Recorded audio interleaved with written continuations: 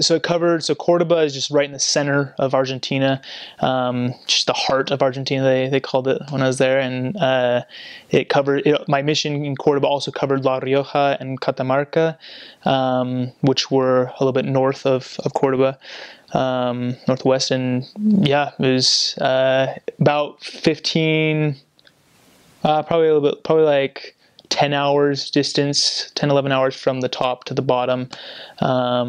In bus, so I got to do that quite a bit, and yeah, I think the church there is about 80 years old, I want to say, in Cordoba.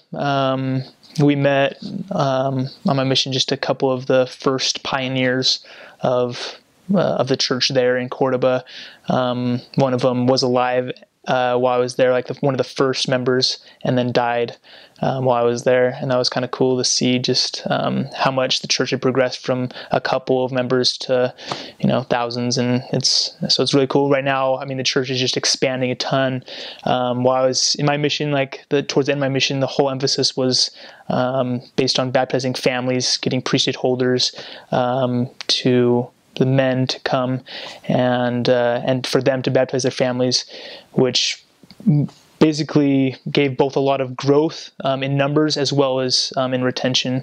So it was really cool to see that growth to the point where now the Lord has just been preparing everybody there for the temple, which is being dedicated in May 17th, I believe. So yeah.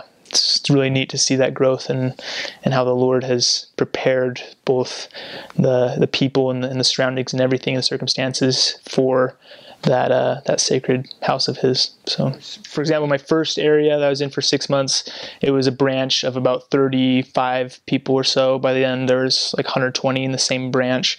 My second area, there was about 5, 6 people in the branch. We met in a mortuary, so that was a little bit different. And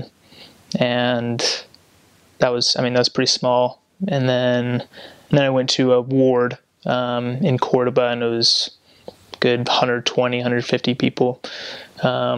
Pretty big church. So downtown, like in the city, there's a lot more people, big wards, and then outer, like La Rioja, Catamarca, it's a lot more small branch-wise. So